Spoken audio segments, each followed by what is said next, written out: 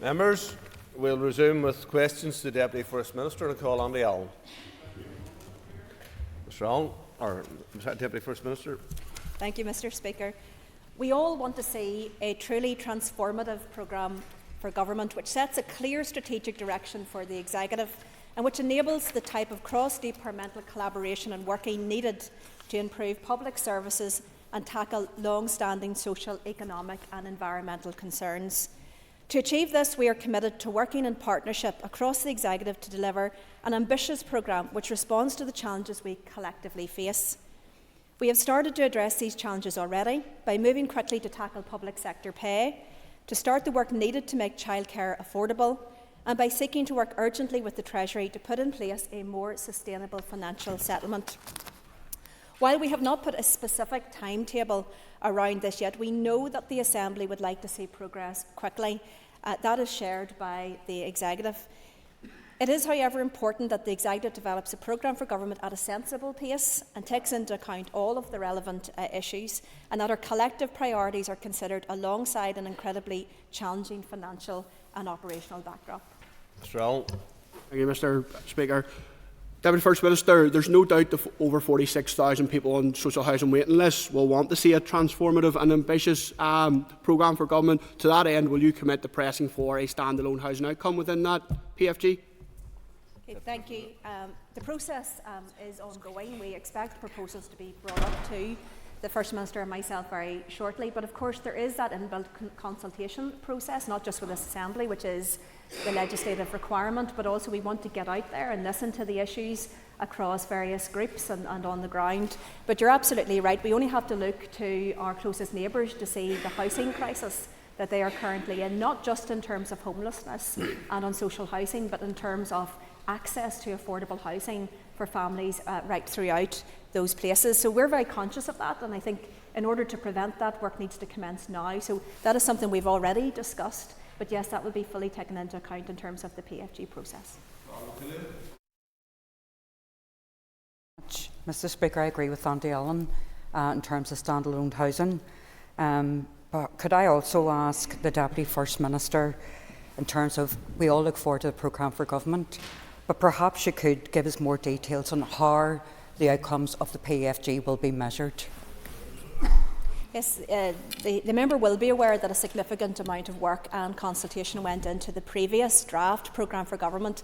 That included consultation on a well-being framework and an outcomes-based framework. This is very much the direction in which public policy is moving towards, and it really is to encourage people to look at that cross-departmental collaborative actions, but that those actions should be focused on the outcome. So what is it that we're trying to achieve? And of course, key to that is the measurement of progress against those outcomes. So we do have a wellbeing framework that is live at the moment across all Section 75 groups and monitoring.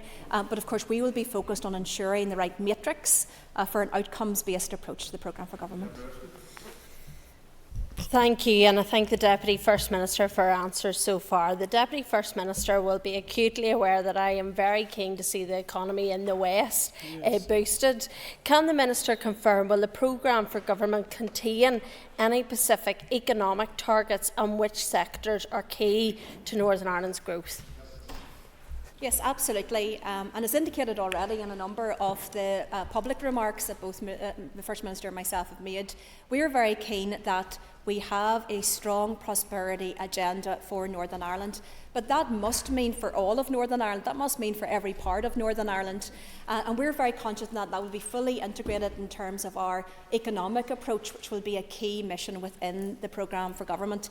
And you're absolutely right, that must be backed up by the right indicators. Of course, we encourage investment in Northern Ireland, no matter where that investment is coming from. And of course, we will listen to those companies willing to invest about where they want to go. But we have this incredible story to tell in terms of so many of our places throughout Northern Ireland, and we will ensure that in speaking to businesses that we will make clear the huge benefits of many, many places right throughout Northern Ireland.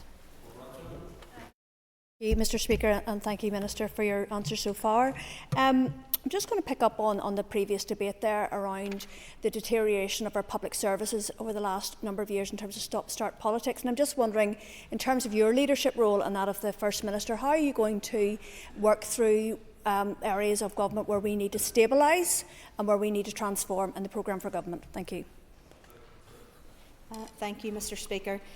There have been huge challenges in relation to this. I think it's notable that in quite a number of years, really since 2015, 2016, we have been operating on a single-year budget instead of a multi-year budget. Now, again, that is a product not necessarily of our system, but of the spending review aspects from London, and we are dependent on what is happening with that. And again, we'll find ourselves in a single-year budget this year because this is the final year of the spending review period. But we would want to move absolutely onto a multi-year budget that should be aligned with an ambitious programme for government, as I have set out. But of course, what we also need is the ability to make that investment in public service transformation while we continue to provide public services. And that has always been a huge challenge, because if the choice is to take away from front-line public service delivery right now in order to do that medium to long-term planning, that has been a very difficult decision and choice for ministers, and understandably. So we have made clear to the UK Government that we want to put our finances on a sustainable basis which facilitates both of those key themes of work: delivering good public services right now to the people who need them, but being able to absolutely invest in the transformation work that we need to make our public services fit for purpose. Question 2 is withdrawn. Call John Stewart. Mr. The role of our offices in Washington DC, Brussels and Beijing is to represent and promote the Executive's interests and priorities overseas. As a small, outward-looking economy, this is key to our ambitions to build a more prosperous region where our businesses and our citizens can realise their potential. The Bureau worked closely with key partners including Invest NI, Tourism Ireland, local government and the business community in promoting Northern Ireland as a great place to work, live, invest and visit. We have come to enjoy unprecedented access to the key decision makers at the most senior levels, right at the heart of the world's largest economies. That is welcome. We need to build on this if we are to realise our ambitions. As we look forward, we need to have a clear focus on both our priorities for our overseas offices, but also on new opportunities and regions. Mr. Stewart. Thank you, Mr. Deputy Speaker. And can I thank the Deputy First Minister for her answer, and also congratulate her and wish her all the best going forward. As you say, there's a great deal of goodwill to Northern Ireland right now, particularly around the world, in light of the Executive coming back. And we have a very skilled and highly able workforce. Is there any more that we can do to promote Northern Ireland in the world stage, given our economic mobility here and the unique circumstances that we have? And what plans do you have to maybe extend the offering of the Northern Ireland Bureau around the world? Deputy First Minister. Absolutely, and we've always been very conscious in terms of our offices overseas that we don't work in isolation, we don't work in silo in terms of just the Executive Office, but we work very closely with, example, Invest NI to identify those opportunities and priorities. Northern Ireland's economy will only grow through that investment, that foreign direct investment, that support, that collaboration. We're very conscious of that. Very often our size can be a challenge in terms of economies of scale and cost, but it's also an incredible opportunity, because we should be able to get ourselves into a position of being very agile in terms of identifying new and emerging opportunities. We've made significant progress in that, for example, on fintech, regtech and our creative industries. That is the type of thing that we need to build on, absolutely, to promote ourselves as a key region connected between government, business and our universities, to really sell the opportunities of Northern Ireland as a great place for international investment and growth. Agus Buhish and Ira Fosta. As the Deputy First Minister has outlined, the work of the Bureau is extremely important in increasing trade, investment, tourist opportunities and employment. Can I ask the Deputy First Minister for an assessment of the Bureau's delivery over the last 12 months as a whole? Deputy First Minister. Yes, the work of the Bureau has continued over the last 12 months, but of course we're very conscious that there was a strategy that was put in place that was back in 2014. There were some attempts over the subsequent years in terms of revising that, but a decision was made to look at this in a longer term strategic framework for not just the Executive Office, but for the Executive and all of the key interests. We are expecting to have proposals put up to the First Minister and myself from officials around how we will approach that new strategy. But again, we want to collectively work with everyone across this House to make sure that our strategy for international engagement is fit for purpose, and that will include an assessment of the work of all of the 3 overseas offices over the course of the last 12 months to identify what has been effective and what we need to build on. Thank you. The First Minister and Deputy First Minister will be in Washington DC next week for St Patrick's. Can I ask what benefits that they aim to deliver for Northern Ireland and bring forward during that trip? Minister.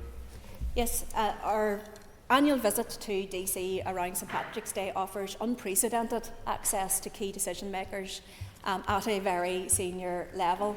I think when you look across the globe of the opportunities that equivalent regions or countries the size of Northern Ireland get, we do have this incredible access, and we want to maximise the opportunity with that.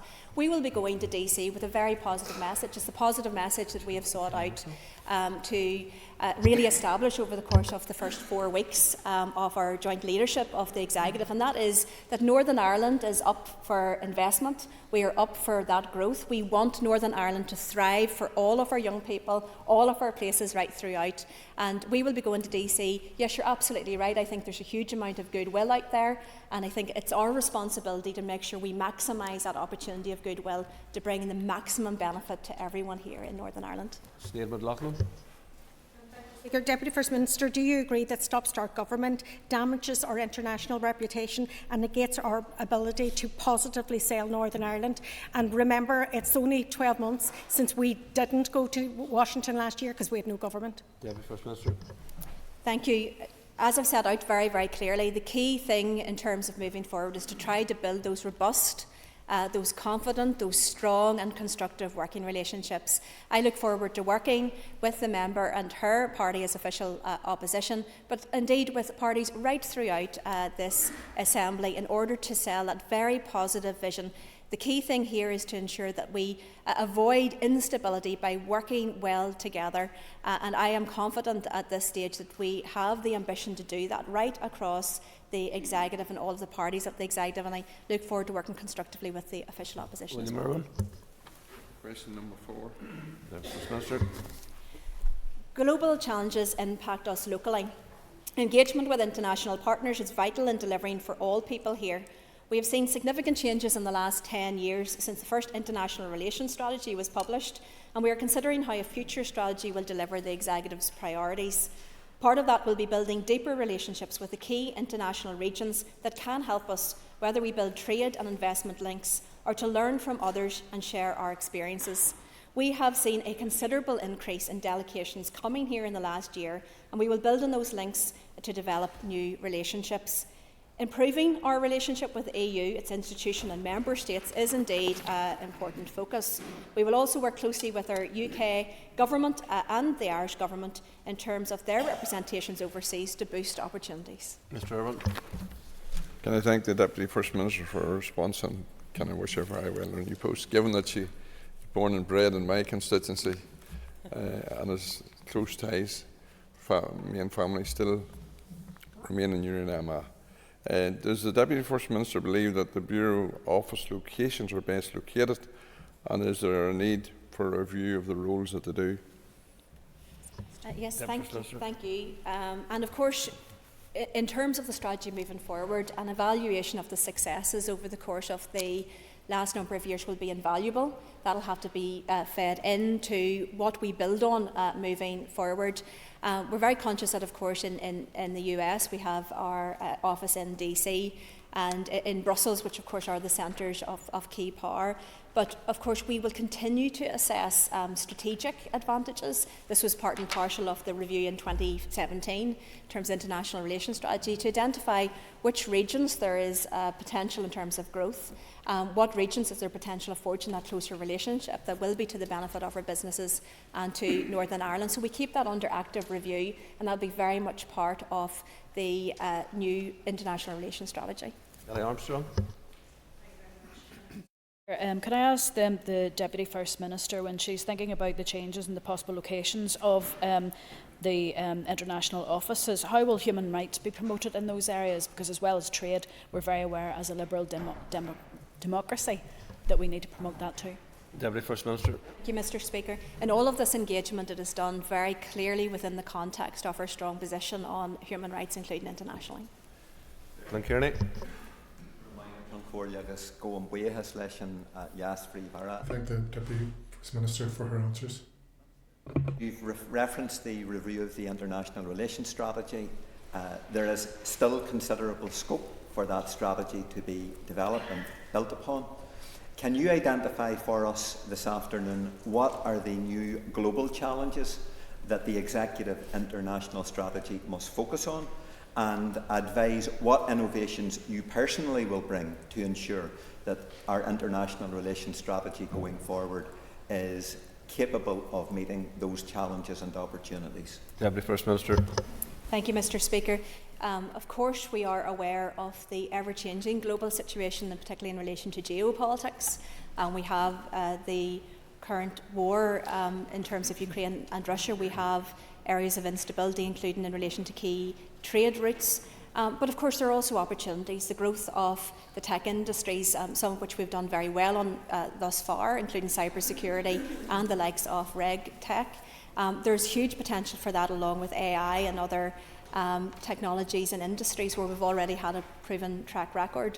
So the key thing will be to be working closely with the Department of the Economy, with Invest NI, identifying which partners offer the best opportunity in terms of investment. We are relatively small. We cannot cover everywhere, of course we can't, and that's why that targeting in line with the Department of the Economy's 10X strategy will be absolutely key, focusing on a small number of strategic objectives that give us the best possible opportunity of achieving those to the benefit of Northern Ireland.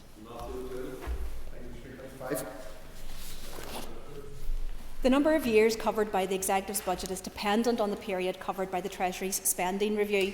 As 2024-25 is the last year of the current spending review and the Executive's funding beyond this has not yet been confirmed, a multi-year budget is not possible at this point. The Executive has been clear that public finances here do need to be put on a more sustainable basis. To this end, we are committed to working with the UK Government to make sure that we are given the tools that we need. This doesn't prevent, of course, the Executive planning for the long term. We have already got to work on childcare and public sector pay, and will continue to plan for the future while we now work to create a stable financial baseline that we know we need. Thank you, Deputy First Minister. Acknowledging the position around the multi-year budget that isn't going to come yet from the UK Government, are we to understand that the position of the Executive is that there will not be a multi-year budget allied to a programme for government when it is published? Thank you, Mr. Speaker. As the member is aware, the Section 20 of the Northern Ireland Act commitment and requirement on the Executive is for that one-year costed programme. However, of course, we would want to place that within the context of a multi-year programme for government and multi-year budget. That will require some projection forward in the hope of achieving a certain level of spend. And I think to that end, the budgetary discussions with the UK Government that secured, for example, the fiscal floor, so-called, of 124, there's much more to be done in relation to that, but it does give a certain degree of certainty. And as the member is also aware, we have some of that additional funding secured as part of the £3.3 billion package. It is not without its issues, and some of that is still being worked through by the Finance Minister in terms of clarity about what is contractually committed or not. So we do have some certainty that will allow us to plan on a multi-year budget, but of course it is fiscally incredibly tight.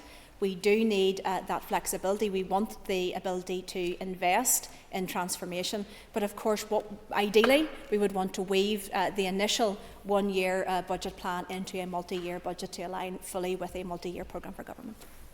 Jim Allister.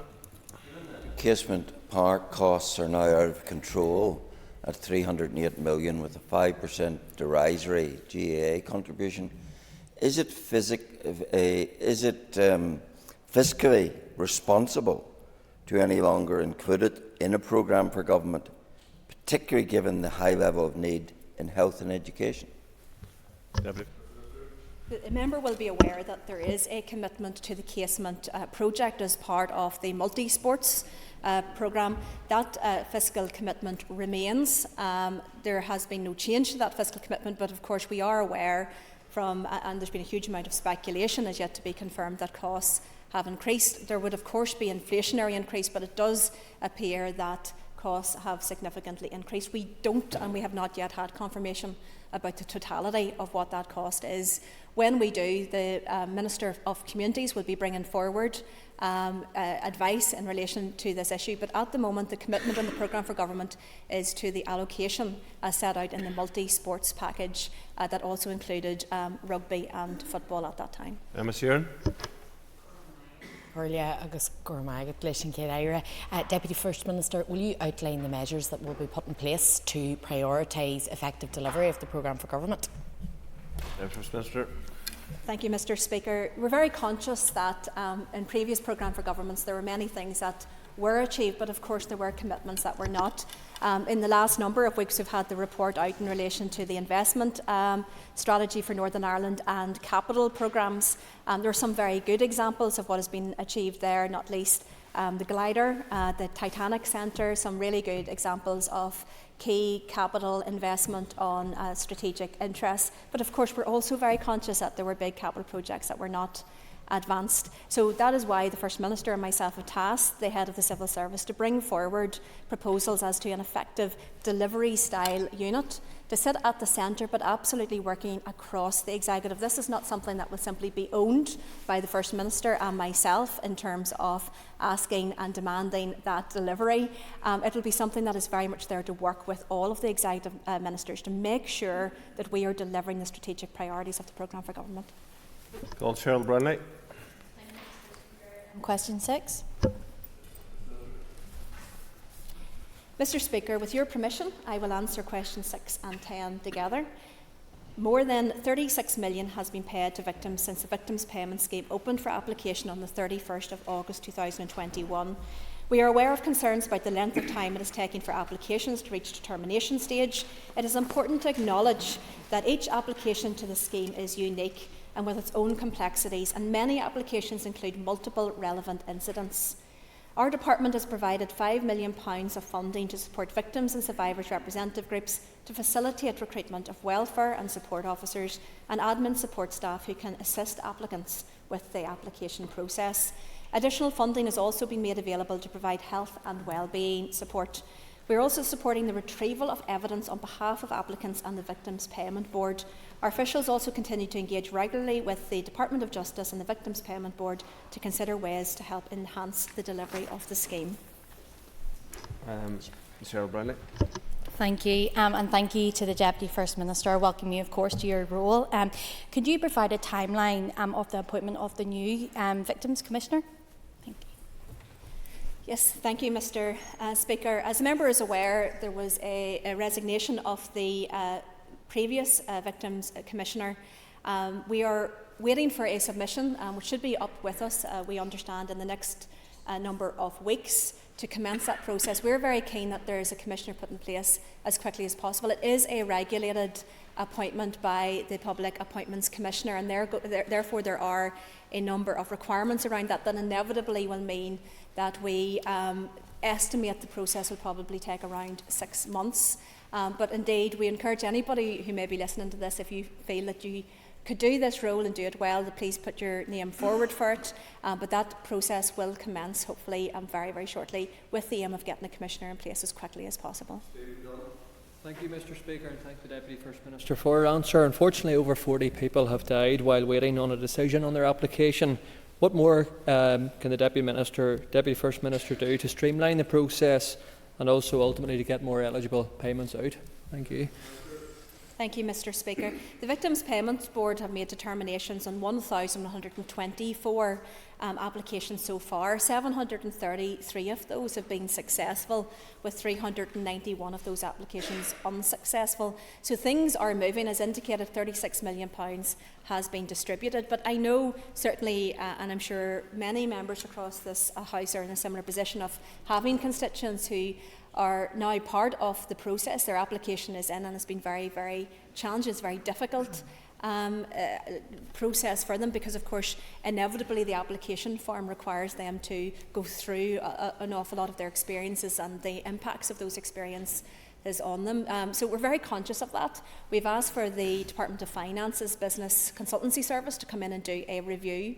We've also been working with the Department of Justice, who appointed Capita, to look at the processes to see what we can do to improve them. We have to remember, in this process, we are not requiring people to go out and get the information and the evidence to support their application prior to application. We are encouraging people to put their application in, and then that process commences. That inevitably means that the application is considerably slower than what it would be if it was an application coming in with full supported. But we've encouraged people to do that for a number of reasons. But we are looking at how we can speed up this application process, knowing that so many victims and survivors are very concerned and waiting and need that support as quickly as possible. And congratulations, Deputy First Minister, on your appointment. It was lovely to see you and the First Minister at a childcare setting, your first engagement. How will awareness of the scheme and any changes to the application process be raised? So there's already been a review of the application process, and those changes and the changes to the guidance have been rolled out, and that is to really support people in terms of their application.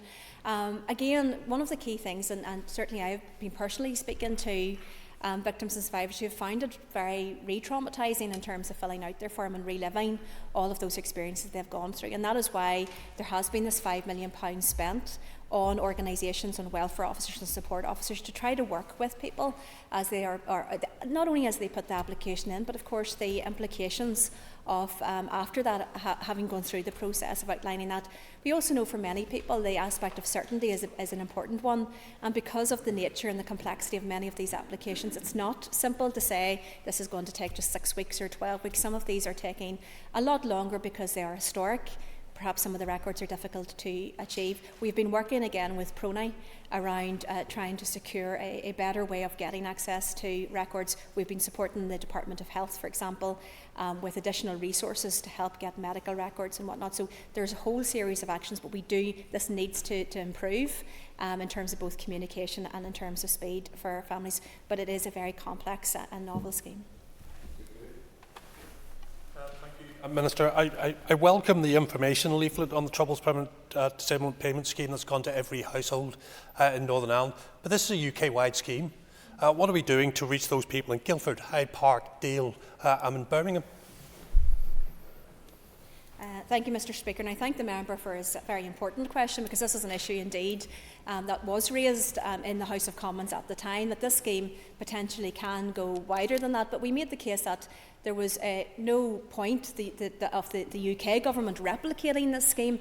Indeed, this scheme could be fit for purpose for people no matter where they are currently residing. Many, for example, soldiers who served in Northern Ireland are back and residing in parts of Wales, of England and Scotland, and may well be able to apply for this scheme.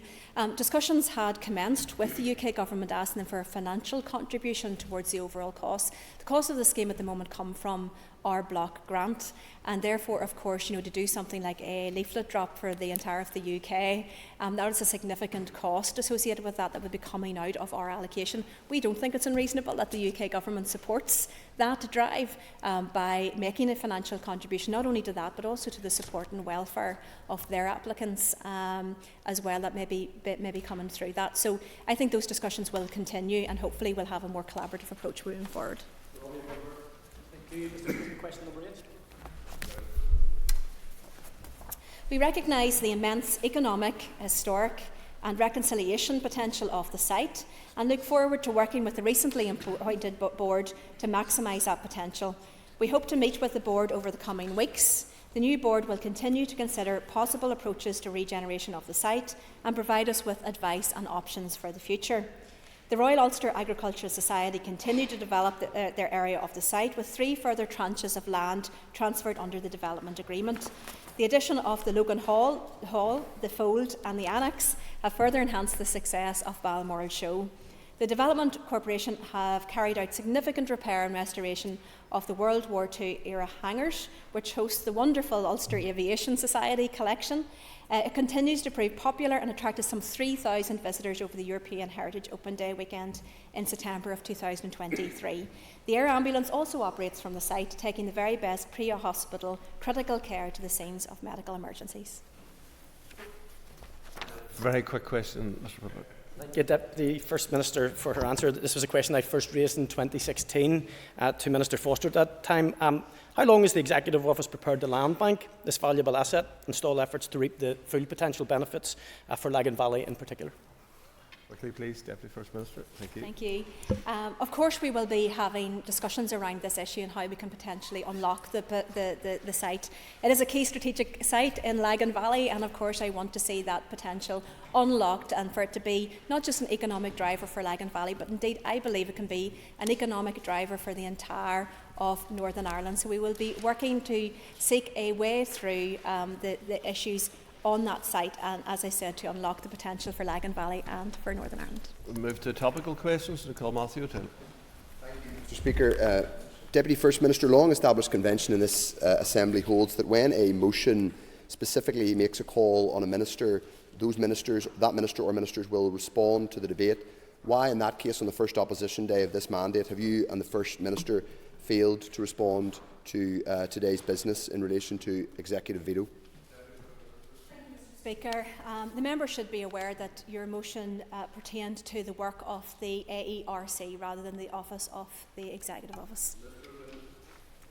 I'm afraid I don't think that's a particularly acceptable answer. I will write once again to the First and Deputy First Minister about that. But can I ask, given all the vital issues you've been talking about, international relations, victims' payments, economic opportunities, why, Deputy First Minister, will you not commit to staying in your job for the rest of the mandate, given the seriousness of all the issues you've been discussing for the last half hour?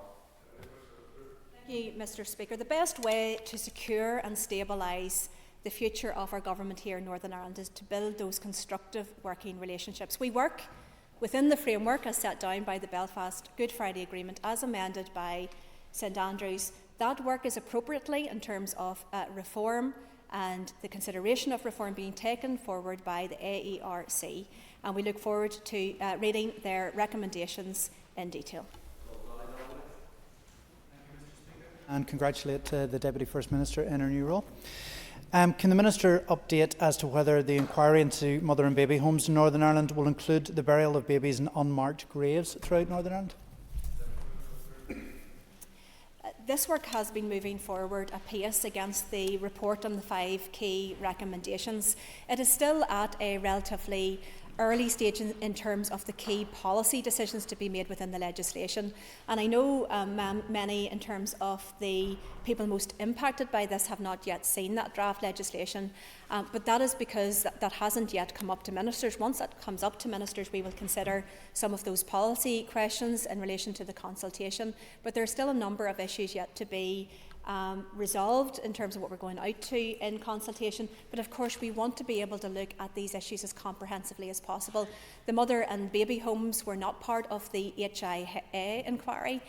So of course, we want to deal comprehensively, if at all we can, in relation to this approach and this inquiry and the redress scheme of this inquiry, as to prevent any unnecessary further inquiry to deal with some of these elements. So of course we'll be very conscious of that and trying to take that into account as fully as we possibly can. Thank you to the Deputy First Minister for her answer there. Would the Minister agree with me that moves to resell plots of land throughout cemeteries in Northern Ireland where these babies are buried should not take place, and will she commit to working with residents who are opposed to this? Thank you. Deputy First Minister. Look, absolutely. I'm not aware of the detail of what you've said in terms of the potential sale of such, but there's no doubt. I think people throughout Northern Ireland, throughout the island of Ireland, have been absolutely appalled by some of the revelations that came out about the treatment of these young babies and children, and it's an incredibly emotional issue for very many. It's absolutely right that we address this in every way that we can. So look, I albeit that I don't know the detail of the specific plots of land that you're talking about, but absolutely not. There should not be land that is being sold if there is a question mark around those sites, and we will certainly take that away and consider that fully, and perhaps write to the member with more details about that. Carl. Minister, 30,000 people have been slaughtered in Gaza, children killed and maimed on a mass scale, people forced to eat animal feed under the hail of American-sent weaponry. Will your office, the Office of First and Deputy First Minister, commit to not meeting or engaging with the Israeli state and its representatives because of its actions? First Minister. Mr. Speaker. The member will be aware that I am answering questions from a departmental perspective in relation to the Office of First Minister and Deputy First Minister, the Executive Office. There will, of course, be party political views on that matter. Thank you. That's a disappointing answer, Minister. Your previous international relations strategy was supposedly committed to peace building. You cannot be committed to peace building if you're engaging with a nuclear armed state that's slaughtering people in Gaza on a mass scale. So I think you missed an opportunity to say that this House will not endorse the actions of the Israeli state, and I would call upon you and the First Minister to refuse to engage with an apartheid state. Sure. Thank you, Mr. Speaker. I know that many people throughout Northern Ireland will want to see a resolution to the current situation in the Middle East, that they will want to see the hostages released, and they will want to see peace and movements towards peace in that region. Clear. Minister, an apology was issued to the victims of historical institutional abuse by the Executive. At that stage, there wasn't First Minister, Deputy First Minister in place. Will the Deputy First Minister, on behalf of herself and the First Minister, associate herself with that apology? Thank you. Deputy First Minister. Thank you, Mr. Speaker. On behalf of myself and the First Minister, I would like to associate ourselves with the apology offered to victims and survivors of historic institutional abuse on the 11th of March 2022. In our role as leaders of the Executive and ministers in charge of the Executive Office, we said that we are sorry.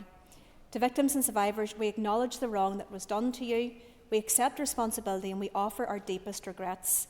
We pledge to ensure that systemic abuse never happens again, and we commit to continuing supporting you in any way that you deserve. Mr. McAleer. I thank the Deputy First Minister for her response. Does the Minister acknowledge the importance that associating herself with the apology that it has for the victims? Deputy First Minister. Thank you, Mr. Speaker, and absolutely, and I want to pay tribute to the incredible work done by the victims and survivors. You know, in terms of the Executive Office, we've got so many people who have been fighting for so long to get recognition, to get acknowledgement and to get redress. That's not just across historical institutional abuse, it's the mother and baby homes, it's the victims and survivors of the Troubles.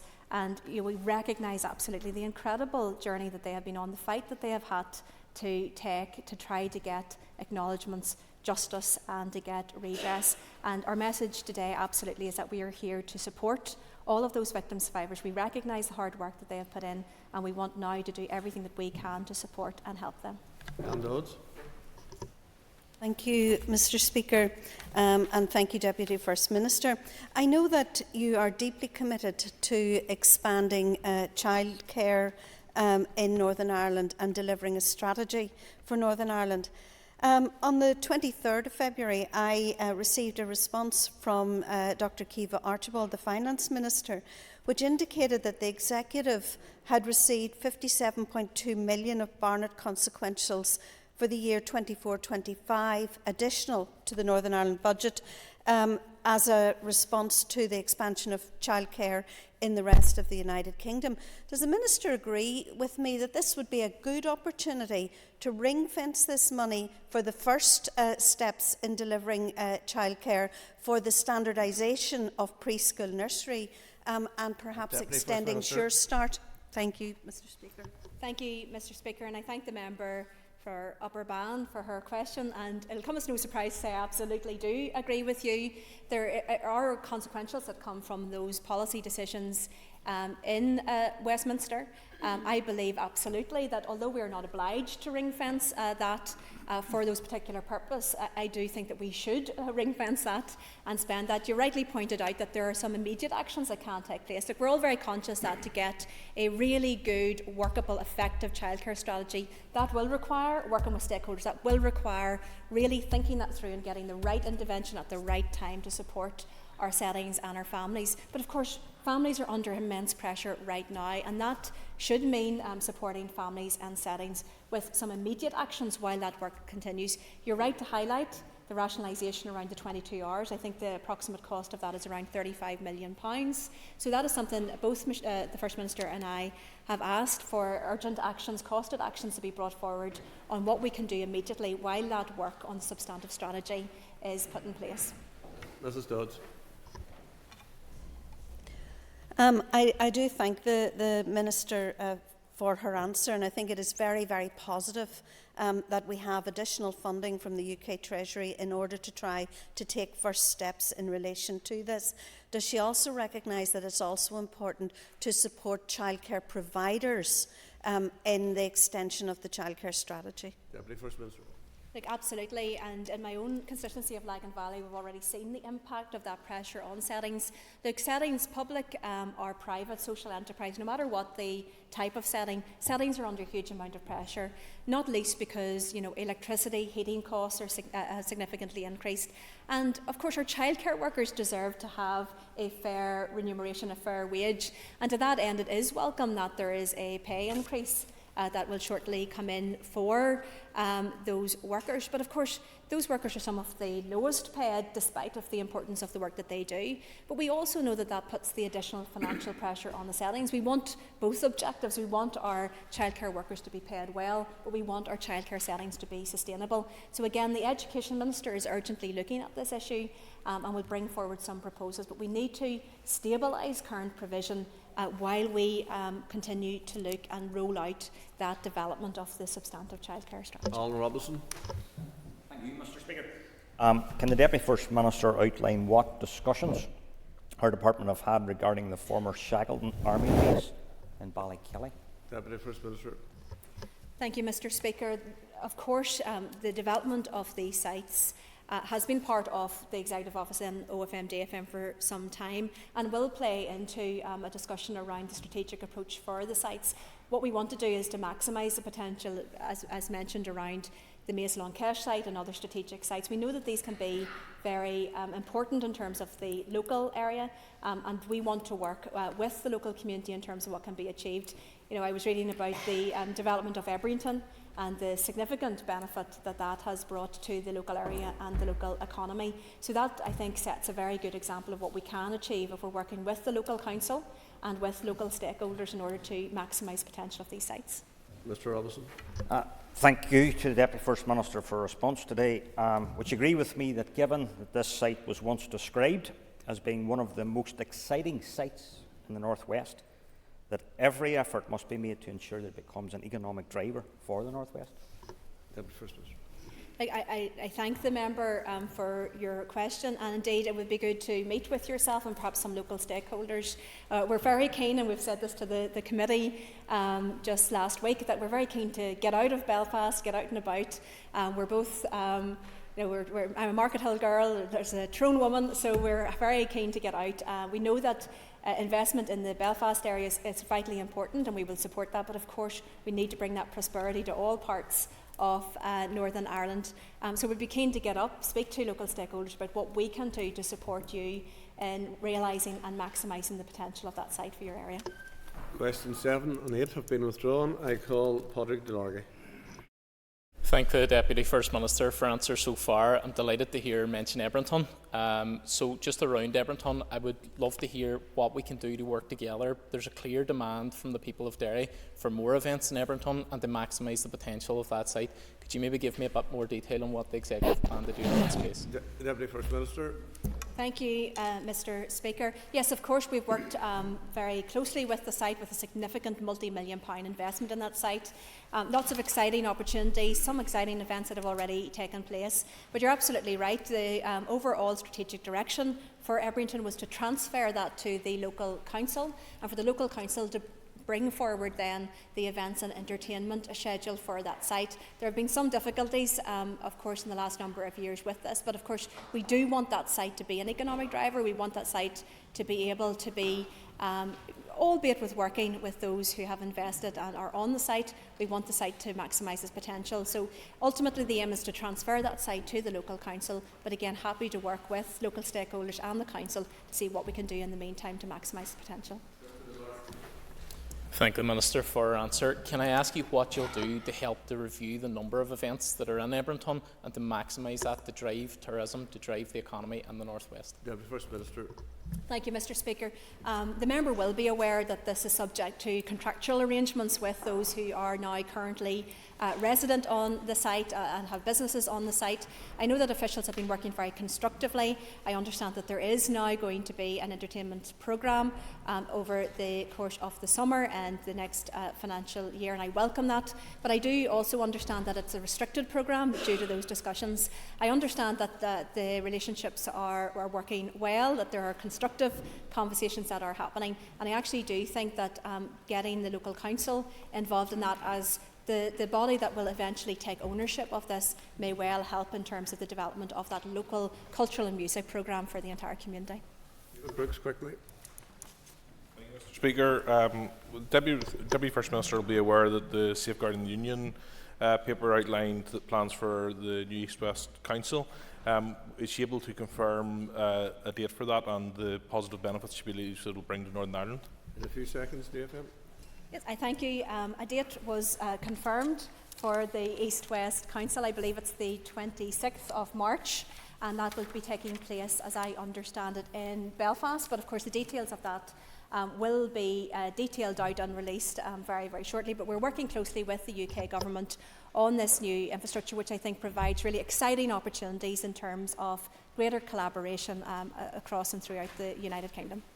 Move now to the Minister for Health, and I call Cheryl Brownlee.